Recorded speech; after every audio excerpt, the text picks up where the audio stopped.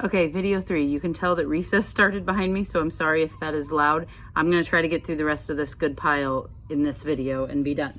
Okay, for immigration and immigrants, the book The Arrival, it's almost completely wordless picture book, and it is so mysterious and like so much symbolism. So if you're doing any type of unit about immigration from any era, any time period, this book would work. It's actually a chapter book, wordless picture book. It comes in these phases, but they use symbolism to like try to convey any immigrant's experience. It's all in black and white also. And like they use symbols instead of words and letters so that you can understand like what it would feel like to be an immigrant, where like everything is so foreign to you that it all looks that outrageous.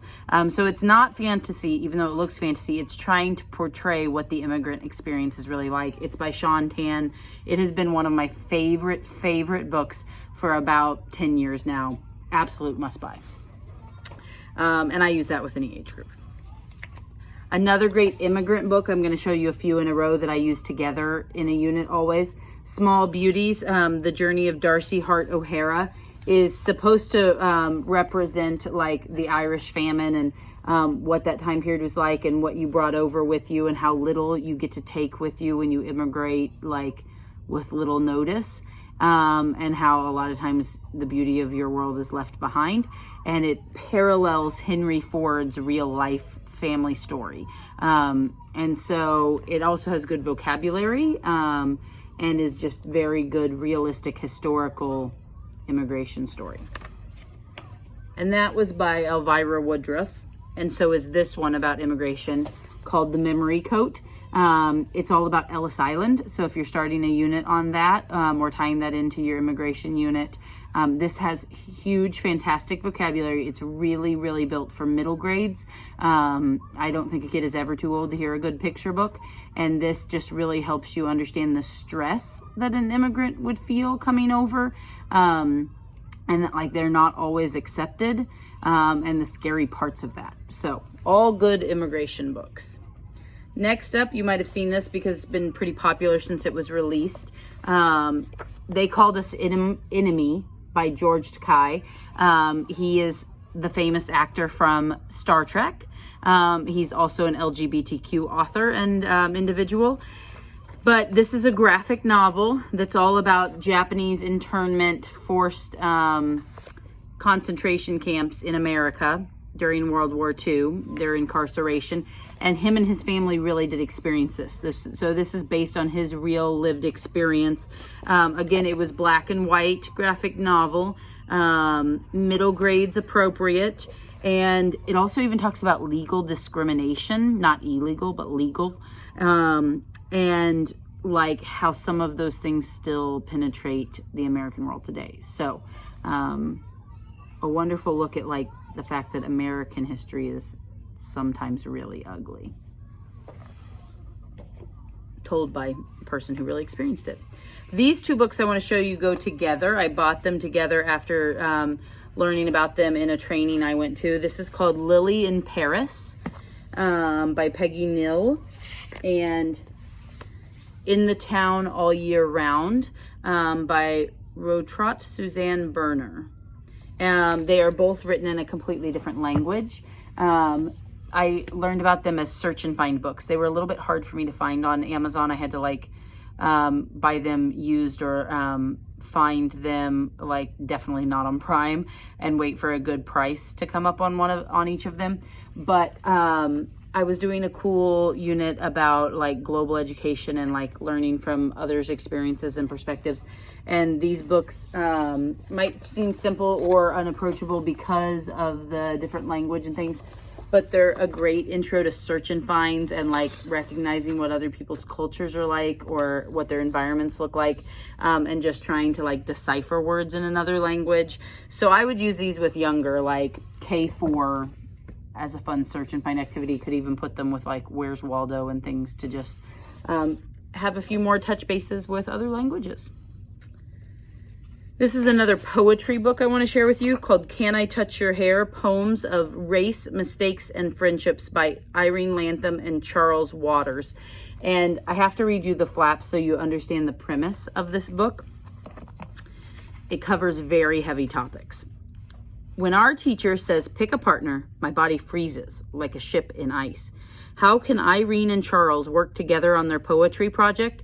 They don't know each other, and they're not sure they want to. Irene Lantham, who is white, and Charles Waters, who is black, use this fictional setup to delve into different experiences of race in a relatable way. Their poetry explores topics such as hair, hobbies, and family dinners. And then accompanied by different famous artists with illustrations. It talks about joys, sorrows, and misunderstandings of race in 21st century America. I think you could use this K through 12 because the poems are powerful. The topics are heavy and deep if you want to go deep with big kids. There's a ton of poems in it. It's a really good big, it doesn't seem that thick, but there are so many poems in this. So great poem anthology about race. And just the title alone like makes my little kids start a good conversation. I had a kid just the other day to be like, can I touch your hair? That's a stupid book. And I like had to bring up like, do people walk up and just randomly touch your hair? And they're like, no. I said, did you know that that happens commonly to our black friends? And they were like, no. A stranger just touches their hair? And I was like, yeah. And they find it really uncomfortable and like breaks their personal boundaries. And so even the title alone opens conversations that my kids just sure weren't aware of. Super powerful book. 13 Ways of Looking at a Black Boy by Tony Medina. It's his very famous poem, accompanied, broken apart into sections, accompanied by 13 illustrations to go with each one. And it really just is trying to reframe the conversation and dialogue about how we view black boys and black men at all different ages. And so the topic is powerful, but it's very succinct and like quick. And so that's helpful, you know, that you could dive into it in like a short middle school, high school class period. I think it's a good book to read with any age, but I could really do assignments with it with middle school and high school.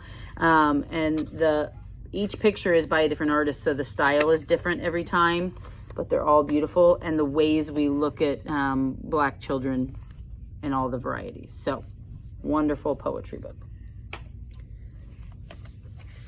She Persisted. It sounds political because that phrase came out of politics a few years ago, but I promise it really isn't. It's really just good biographical information.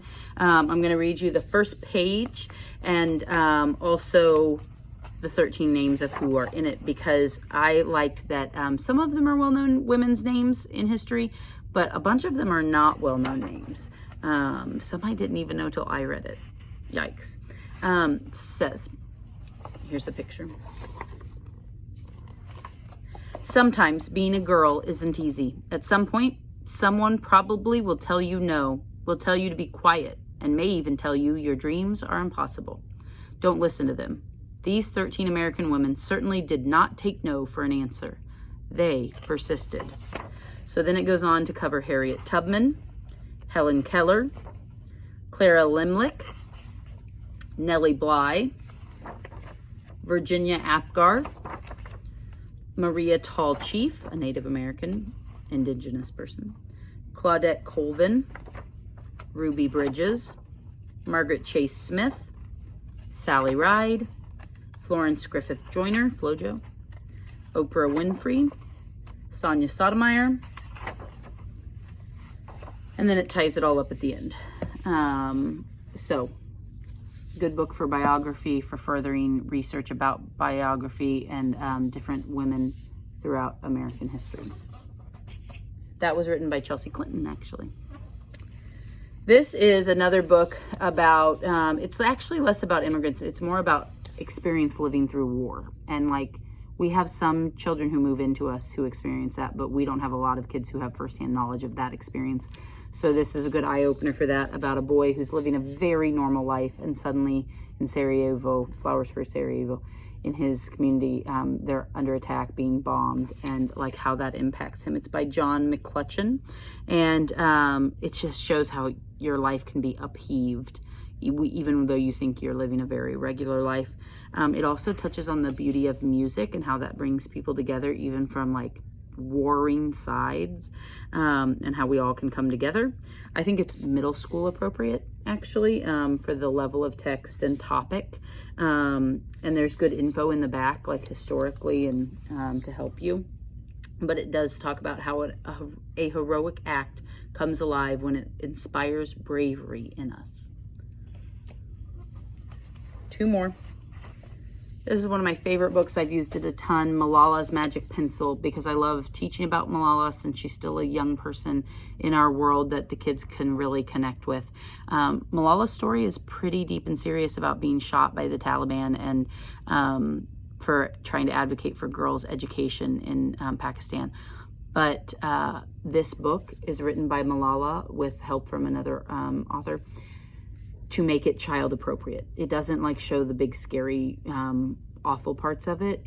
It kind of touches on it in a indirect way, but it talks about how she never gave up on pushing for that dream and like using words and the power of written language. So you could also use it for a writing unit, not just biography or girls' education or global issues. So gosh, so many topics you can teach with this. The illustrations are also gorgeous, with all this extra like gold leafed pieces. It also talks about the immigration experience after she was shot and how they had to move. It is developmentally appropriate for littles, but you could seriously use this at any age range. And I like all the details in it. She makes it very approachable and understandable for even like a kid who's not lived anything like that type of life. And lastly, what a gorgeous cover, right? I Am Enough by Grace Byers. I would say this is elementary specific. I wouldn't use it much older than that. But I like that it actually doesn't just present Black girls, it presents all like people of color and different ethnicities and disabilities and abilities and all of those things. But it is very female focused. And it talks, the message of the book is about how there's a place for everyone in this world, no matter your uniqueness. And it also has beautiful illustrations. So I will end with one of those. And I hope, just like this picture, that my 3 video trainings for you today can help lead you to feel inspired to just help all children in our classrooms feel represented, but also learn to have empathy for each other. Thanks so much. Email me if you have any questions or want to know any details, or my email is schambers, because I'm Sophie Chambers, schambers@chillicotheschools.org,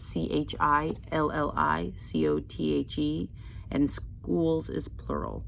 You can also find me on Twitter, Sophie Chambers. Thanks.